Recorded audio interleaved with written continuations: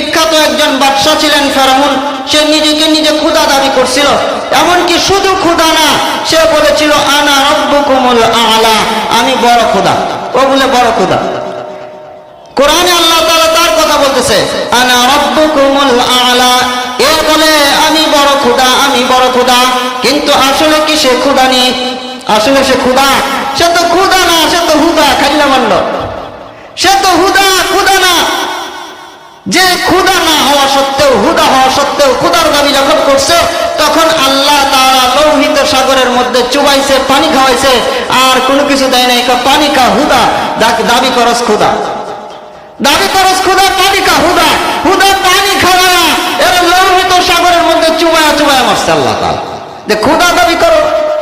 আমাদের সমাজেও একটা সময় ছিল কিছুদিন আগে, যখন আমাদের সমাজেরও কিছু ভাইয়েরা, কিছু বোনেরা সরাসরি মুখে বলে নাই খোদা, কিন্তু কাজ এমন এমন কাজ করেছে, এমন এমন বক্তব্য দিয়েছে, এমন এমন আইন পাস করেছে আল্লাহর বিরুদ্ধে, রসুলের বিরুদ্ধে, মনে হয় যেন তারা বলতে চায় যে আমিও খোদা, ফেরাউনের মতো খোদা। আল্লাহ বলেন দাঁড়া, খোদা দাবি করা, দেশ ছাড়তে হবে হুদা।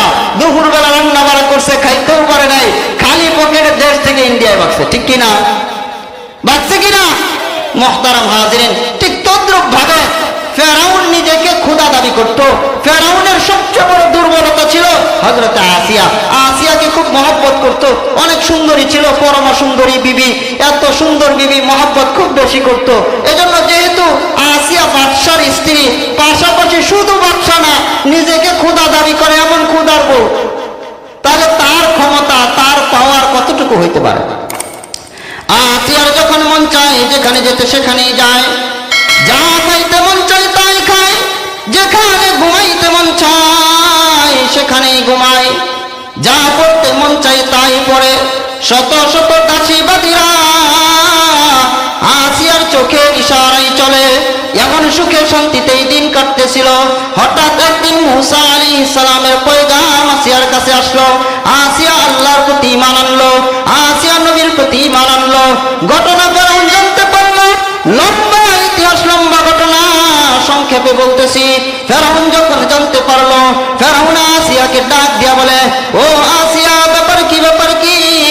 তোমার একটু কেমন জানি মনে হয়, আমার সাথে কথা বললে কেমন যেন অন্য মানুষকে মনে হয়, অন্য কি যেন ভাবো, কাকে নিয়ে যেন চিন্তা করো। আসিয়া কোনো কথা বলে না। ফেরাউন ডাক দিয়ে বলে, আসিয়া, ব্যাপার কি? তুমি কি মুসার রবের প্রতি ঈমান এনেছো? নেই? তুমি কি মুসার রবের প্রতি ঈমান এনেছো? তুমি কি আল্লাহর প্রতি ঈমান এনেছো নাকি? আসিয়া বলে, হ্যাঁ হ্যাঁ, আমি আল্লাহর প্রতি ঈমান এনেছি, আমি মুসার প্রতি ঈমান এনেছি। ফেরাউন বলে, ছেড়ে দাও, ছেড়ে দাও, আমি নিজে খোদা দাবি করি, আর তুমি অন্য খোদার প্রতি ঈমান আনো, তা কেমনে হয়? আল্লাহর থেকে ঈমান ছেড়ে দাও, আমার প্রতি ঈমান আনো। আসিয়া বলে, না না, সম্ভব না, কখনো সম্ভব না, আল্লাহর থেকে ঈমান ছাড়তে পারবো না, আপনার প্রতি ঈমান আনতে পারবো না। ফেরাউন ডাক দিয়ে বলে, আসিয়া, কঠিন শাস্তি ভোগ করতে হবে। আসিয়া বলে, আপনার যা করার মন চাই করতে পারেন, আপনার যা ইচ্ছা করতে পারেন, আমি আল্লাহর থেকে ঈমান ছাড়তে পারবো না, আমি মুসা থেকে ঈমান ছাড়তে পারবো না। ফেরাউনের নির্দেশ মোতাবেক যেই দাসীরা, যেই শাহী কর্মচারীরা আসিয়ার চোখের ইশারায় চলতো, আসিয়ার চোখের ইশারায় চলতো, আজকে সেই শাহী দাসীরা, আজকে সেই শাহী কর্মচারীরা, প্রহরীরা আসিয়ার চুল ধরে টানতে টানতে শাহী জেলখানায় নিয়ে যায়।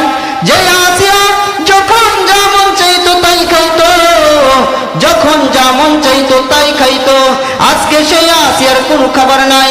যে আসিয়া যেখানে মন চাইতো সেখানেই বেড়াইতো। আজকে সেই আসিয়া শাহী জেলখানায় বন্দী হয়ে যায়। যে আসিয়া স্বর্ণের খাটের মধ্যে ঘুমাইতো, আজকে সেই আসিয়া হযরতে আসিয়া কতটুকু সুখে ছিলেন, আরামে ছিলেন, তা কল্পনারও বাহিরে আমাদের বর্তমান জামানায়। এত সুখে শান্তিতে ছিলেন, কিন্তু যখন আল্লাহর ঈমান, নবীর ঈমান সিনার মধ্যে জায়গা নিয়েছে, কলবের মধ্যে জায়গা নিয়েছে, তখন অবস্থা পুরোপুরি ভিন্ন হয়ে গেছে। আগে যখন যা মন চাইতো তাই করতেন, যেখানে যাইতে মন চাইতো সেখানেই যাইতেন, এখন সেই সুযোগ হারাম, জেলখানায় বন্দি করা হয়। আসিয়াকে আবার ফেরাউন ডাকে, ও আসিয়া, আল্লাহর থেকে ঈমান ছেড়ে দাও, আমার প্রতি ঈমান আনো। আল্লাহর থেকে ঈমান ছেড়ে দাও, আমার প্রতি ঈমান আনো। আসিয়া বলে, না না, সম্ভব না। ফেরাউন বলে, শাস্তি কিন্তু আরো বাড়বে। আসিয়া বলে, তুমি যা ইচ্ছা করতে পারো, করতে পারো। ফেরাউন আসিয়াকে জমিনের মধ্যে শুইয়া গায়ের পোশাক গুলো খুলে হাতে পায়ে তার কাটা মেরে দেয়, আর চাবুক দিয়ে আঘাত করতে থাকে, আঘাত করতে থাকে, নির্যাতন করতে থাকে, নির্যাতন করতে থাকে। আসিয়ার কোনো অভিযোগ নাই, কারো প্রতি কোনো অভিযোগ নাই, কারো প্রতি কোনো ভর্ৎসনা নাই, কোনো কোটসারটনা নাই। আসিয়ার জবান থেকে শুধু আল্লাহর নাম শোনা যায়, আল্লাহ আল্লাহ আল্লাহ আল্লাহ, ক্যা মুবারক নাম হ্যায়, अल्लाह अल्लाह मोमिनों का काम है, अल्लाह अल्लाह क्या मुबारक नाम है, अल्लाह अल्लाह मोमिनों का काम है, अल्लाह अल्लाह ईच शीरी नस्तनम शीर शाकर में शोद जानम तमाम, अल्लाह अल्लाह ईच शीरी नस्तनम शीर शाकर में शोद जानम तमाम, अल्लाह अल्लाह क्या मज़ा मुर्शिद का मैं खाने में है, दोनों आलम की हकीकत एक पैमाने में है, दोनों आलम की हकीकत एक पैमाने में है। ओ मधुर नामटी नीले हृदय हासे, ओ मधुर नामे सुख में आसे, ओ मधुर नामटी नीले हृदय हासे, ओ मधुर नामे सुख में आसे। কার নাম? যারা বলেন না কার নাম? ও মধুর নামটি নিলে হৃদয় হাসে, ও মধুর নামে সুখ নেমে আসে, ও নামের তুলনা মেলে না, মেলে না, ও নামের তুলনা মেলে না, মেলে না, তুলনা নাই নাই নাই। এসো না আল্লাহর নামে গান গায়, এসো না মন প্রাণ জোড়ায়, এসো না মন প্রাণ জোড়ায়। আল্লাহু আকবার বলো, আল্লাহু আকবার, আল্লাহু আকবার বলো, আল্লাহু আকবার, আল্লাহু আকবার বলো, আল্লাহু আকবার, আল্লাহু আকবার বলো, আল্লাহু আকবার। আসিয়াকে নির্যাতন করা হতে থাকে, আসিয়ার জবান থেকে শুধু আল্লাহর নাম শোনা যায়। মনে হয় যেন আসিয়ার ক্ষতের মধ্যে আল্লাহর নামের মলম দিয়ে আসিয়া প্রলেপ দিতেছে, আর ব্যথা নাশক ঔষধ হিসেবে আল্লাহর নামকে আসিয়া ব্যবহার করতেছে। আসিয়ার প্রতি নির্যাতন আরো বেড়ে যায়, আরো বেড়ে যায়। আসিয়ার হাতের চামড়াগুলো ছিলে তুলে ফেলা হয়, আসিয়ার পায়ের চামড়াগুলো ছিলে ছিলে তুলে ফেলা হয়, আসিয়ার পিঠের চামড়াগুলো ছিলে ছিলে তুলে ফেলা হয়, আসিয়ার শরীরের চামড়াগুলো ছিলে ছিলে তুলে ফেলা হয়। আসিয়া জ্ঞান হারায় ফেলে। কারণ ডাক দিয়ে জল্লাদকে বলে, ও জল্লাদ, যখন আসিয়ার জ্ঞান ফিরে আসে তখন দেখো আসিয়া কি বলে। কিছুক্ষণ পরে আসিয়ার জ্ঞান ফিরে আসে। আসিয়া আকাশের দিকে তাকাইয়া মুস্কি মুস্কি হাসে। ফেরাউন জল্লাদ ফেরাউনকে ডাক দেয়, ও মহারাজ, আসিয়ার জ্ঞান ফিরে এসেছে, তবে মনে হয় আসিয়া পাগল হয়ে গেছে। ফেরাউন যখন ফিরে আসলো, আসার পর ডাক দেয়, ও আসিয়া, কি ব্যাপার, কি ব্যাপার, পাগল হয়ে গেল নাকি?